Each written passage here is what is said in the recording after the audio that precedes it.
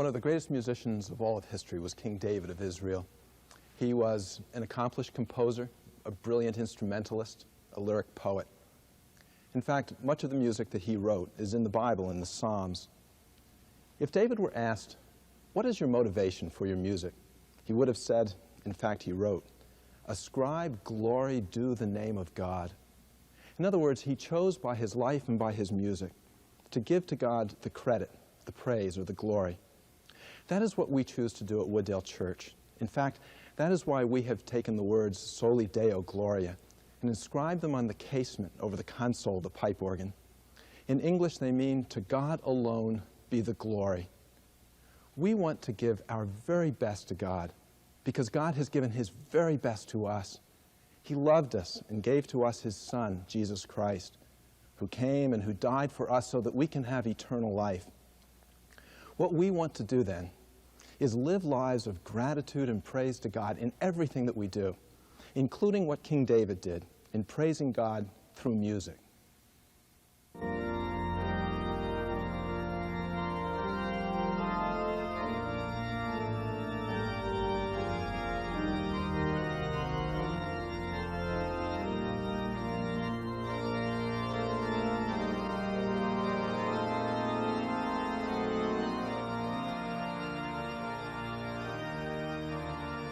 When the trumpeters and singers were in unison, making one sound to be heard in praising and thanking the Lord, and when they lifted up their voice with the trumpets and cymbals and other instruments for song and praised the Lord, then the house of the Lord was filled with a cloud, for the glory of the Lord filled the house of God.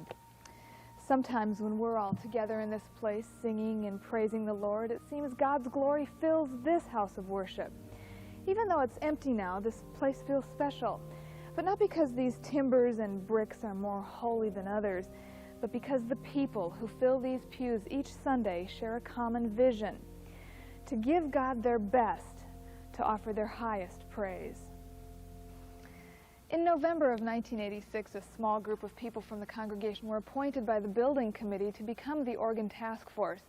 Over the next 4 years, this group would be instrumental in bringing in a pipe organ that would inspire and lead the congregation in worship. The responsibility of the organ committee was to select an organ for the new worship center. But we early on came to the conclusion that we had a broader goal, and that goal was to do something great for God in this place.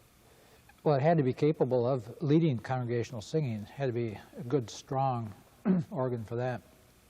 And yet it had to be able to whisper, like for communion services or baptism and so forth also. So it had to have a wide range of diversity, all kinds of sounds. We took the universe of organ builders, some 125, and finally ended up with one. And going through that process, we visited all the major organ installations in this area as well as some others. We talked to a variety of experts. We hired a consultant. We read a lot of literature and material that we got from various organizations. And through all that, started winnowing down until we got to one. I think for me, Peter showed real passion to build this instrument. He was different than a representative of a company because he was the company. And he came and said, "I want to build this." I mean, he didn't say those words, but he said with his actions and with his presence here and his clear definition and understanding of the tonal design of what his instrument would do. We knew that Peter Visser, with his Dutch background, had all the knowledge that was required to build a typical classic organ.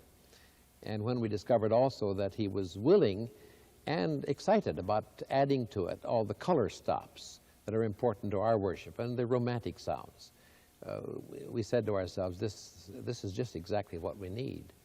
In July of 1987, a contract was signed with Visser, Rowland Associates to build the Wooddale organ. According to the plans, this organ would be the largest tracker, or mechanical organ, in the United States built by an American company. Of course, we met with the architect, we dealt with the acousticians, we dealt with the engineers, the electrical engineers, the mechanical engineers, and so on, to see what all was possible and what all could be done. And then we started out with a white piece of paper. The whole organ started out from nothing, and spent about 1,700 hours designing. And designing an organ really isn't finished until the organ is completely finished. But after about 1,700 hours, we had the organ drawn. We had the organ approved by the committees, people like Austin Chapman and so on within the church, the organist, and a variety of consultants that the church worked with outside pretty well approved the project, and then we started the manufacture of the organ. The mechanical organ is kind of like a piano. You have a physical link with the string. You hit the key and the hammer strikes the strings. With the mechanical organ, it's the same thing. You hit the key and a mechanical linkage opens the valve directly below the pipe. So depending on how fast you open the valve, that affects the speech of the pipe. The pipe may speak fast or it can speak slow, so you can adjust the speech of the pipe with your fingers.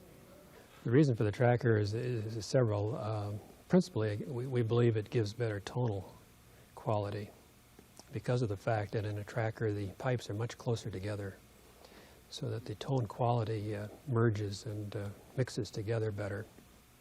It's amazing to see how ordinary blocks of wood and sheets of metal could be formed into an instrument of such grandeur.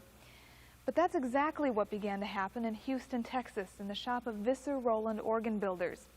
For 7 months, a team, including 5 master organ builders, took raw materials like these and shaped them into the Wooddale organ.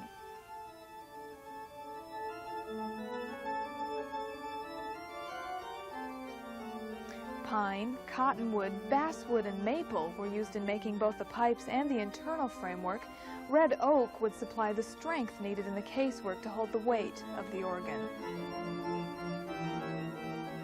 There's joinery techniques in there that I learned as an apprentice that you wouldn't see in many organs. They'd just be screwed together. These are all built like a ship. There's big giant mortise and tenons in here and a major framework. Tin, lead, and copper made up the metal pipes. Each was painstakingly poured, rolled, assembled, and voiced. Some of the larger pipes were made in Holland and Germany. Together with the metal and wooden pipes from Visser's shop, they would total 6,294 individual pipes, each with a unique voice.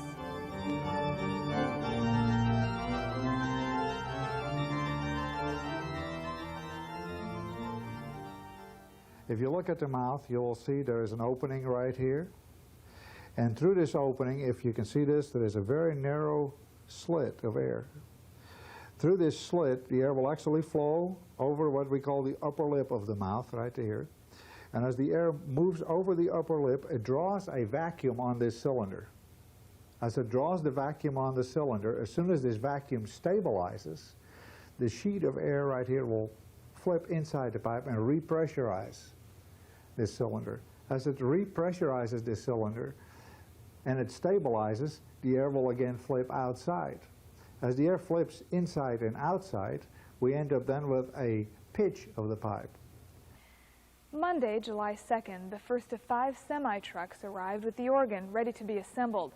What would become a delicate instrument was at this point 40 tons of parts to be muscled into the church.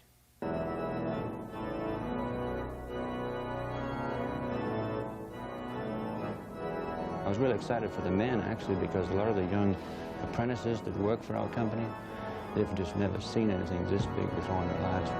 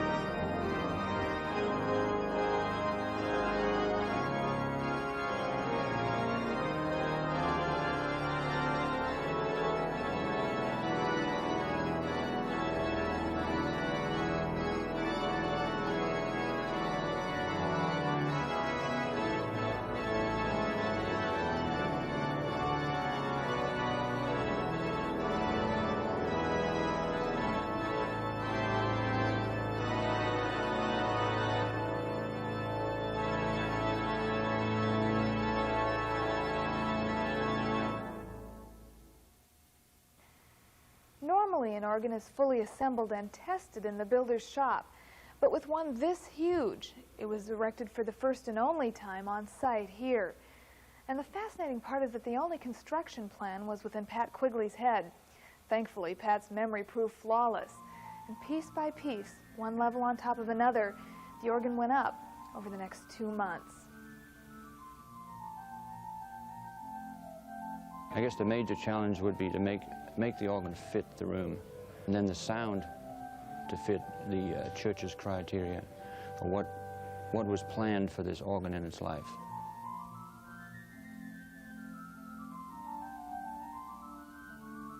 The appearance of the instrument is not a copy of anything, and yet it is tied to a family of organ designs, concepts that we have used and that were used throughout the centuries.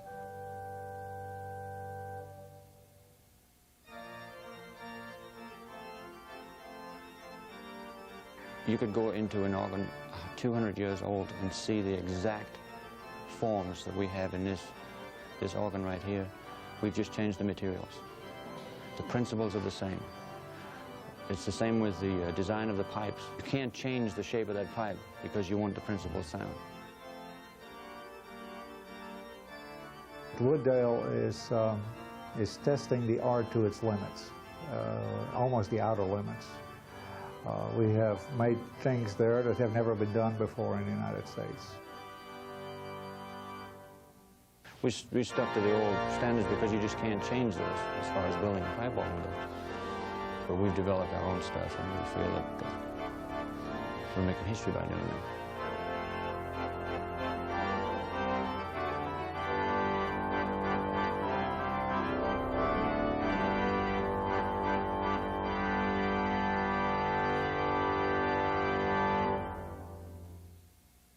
Finally, the organ stood ready. Now this is the main console of the organ. There's another remote console just like it that can be moved anywhere on the platform. Now these knobs give the organist access to the 74 stops, which make up the different voices of the organ. Those stops can be divided into 4 major families.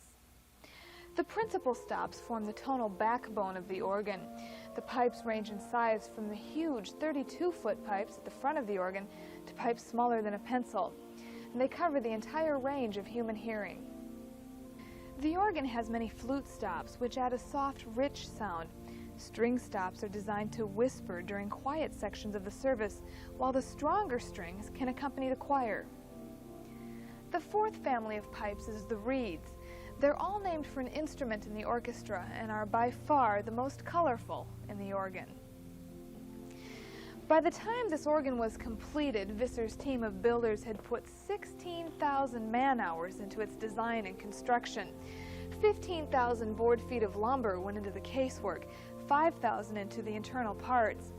But this organ is not meant to be the center of praise and admiration. It's meant to be an instrument of worship, to assist the congregation in praise to God. As a music director, I'm thrilled with the tool that this is. The room is wonderful. The organ is just wonderful. And I think those will enable me to help the congregation in its corporate sense of worship. People just love to sing with it, and that's really what we like. And to have the organ take the worship service and enhance it to a point that nobody realizes the organ is really doing it, but everybody is just totally inspired by it. You know, I came in here and I could really worship right away. I mean, you feel an aura of worship. And that's what I'd like to convey, not a concert organ demonstration kind of a thing, but in which a person can come in and feel the presence of the Lord. The organ provides an emotional experience, and one of the characteristics that the organ builders describe is feelings that cannot really be heard, that there are certain pipes and certain tones that are felt more than they are heard or certainly seen. And that's really speaking to the emotional relationship to all that's happening. And we relate to God emotionally. Sometimes we relate to God too much only in terms of the intellect. And we need to experience God as a person, and persons feel. the organ is not the ministry. Worshiping God through the organ is the ministry. It is a beautiful instrument, one that will soon be recognized around the nation. But that's not really why it was built. No, it was built for praise, to lead the people of Wooddale in their praise of God, to lead their worship in song. I think people will be impressed with the quality of the project. I hope they're impressed with the reason that it's been done with quality, and that's to serve God. I think it'll leave a legacy that do something great for God will stand. They'll stand the test of time, because something great for God has been done. I think it will say that people took seriously worship of God, and that they wanted to give Him their best, and that they labored and they gave in order to accomplish that.